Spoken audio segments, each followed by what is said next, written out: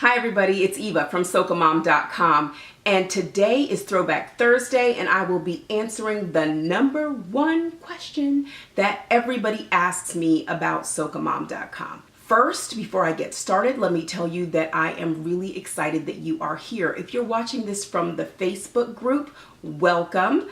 If you're new to the group, please comment down below and tell us a little bit more about yourself. If you've been in the group for a while, please welcome our new members and tell them a little bit about yourself. Just gonna get straight to it. What made me start SocaMom.com? So we're gonna go all the way back to 2009. Actually, we'll probably go back a little bit before that, probably around 2000.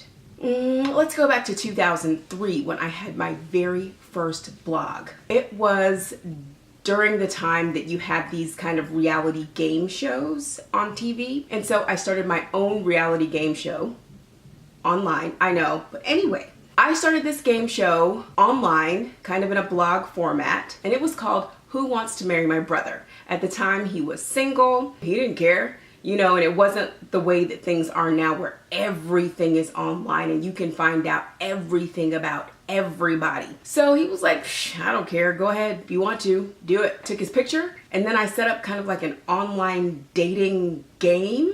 People would comment on the different people that had given their names as contestants. They came from different message boards and stuff like that. One of them is still a really cool, really great friend of mine to this day. So the internet has been making friends for people for decades. Anyway, so I did the online game and I kind of got into what it's like to do an everyday blog and things like that. After that ended, he got married. He's, moved on with his life. Don't go looking for him. So I kind of really enjoyed the online part of it, the coding part of it, because it wasn't like a WordPress blog or anything like that. It was something that I coded using HTML, and they had different pieces of code you could use, different services that you could use for guest books. I know y'all don't remember guest books, but for guest books and chat rooms and instant chats and all these interesting old things. They don't seem that old, but they're old. I kind of got into that and I thought it was really neat the way that these things worked. So the year after that, I got married in 2004, and my brother was kind of doing his own thing. He was not trying to still be set up or anything like that. And I didn't really do a whole lot of online work right away. So then I started designing websites for other people along with my husband. So we had a business where we were doing that. I had wanted to do something to bring parents together. I wasn't 100% sure how I was going to do it or what was going to happen, but my husband had introduced me to a CMS called Mambo. Doesn't exist anymore, I don't think. He showed me that and he was like, Eva, you don't have to code everything yourself anymore. They have these open source projects. And I'm like, what? So he introduced me to open source and I started working on some things for that, and we had our business going because I still knew how to code and things like that. So once I got started and I was building things for other people, I said, hey, you know what? I really would like to have an online community for moms. I'm not the most outgoing, go out and meet people at the park type mom. So I was like, if it worked, who wants to marry my brother? Who wants to hang out with me and my kids? Kind of started like that. So I was thinking back when my son was small, I wanted to get him into cultural things that would expose him to my family's heritage.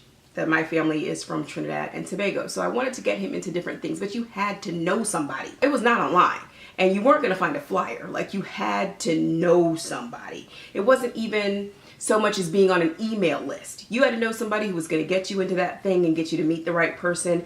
I never understood how these events would be so packed with no advertising, but it's crazy, it was. So I said, you know what? Over the years, have realized there's a lot of people out there that are like me that want to connect their kids to culture. And this would be an ideal way to do it, to do a blog, to set up a community, to get people excited about teaching their kids about their heritage, and to get them excited about participating in events, and to make it a little easier for them to find things to do. I remember I wanted my son to play steel pan. and finding a group that did it. Now, there were tons of groups during Carnival in DC that they were playing, and I'm like, how? Nobody has a business card. Nobody has, how do I find these things? Eventually, you know, you meet somebody who meets somebody who meets somebody who tells you where to go to get your kid to be able to play. And I'm thinking to myself, good grief, there's got to be an easier way to do this.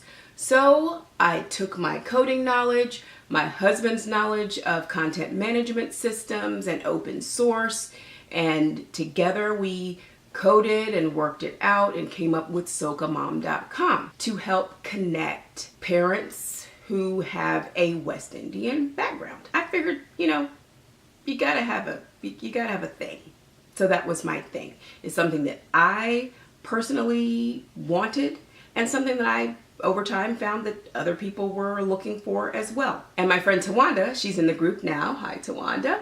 She convinced me, and I feel like it was more of a, I just want to hang out with my friends type thing, and because she's, you know, she's very social, loves to hang out and do stuff. So I feel like it was more of that, but she got me and some friends to go to this blogging conference. It was called Blogalicious in Miami. When I tell you I had a good time, I had a good time. And many of the people that I met down there, I am still friends with to this day. But I didn't go down there with a blog. I went there before I had anything and just kind of talked about the concept to different people. The organizers of the conference were actually of West Indian descent. So, you know, I talked to them about the idea and found out what they might think about it.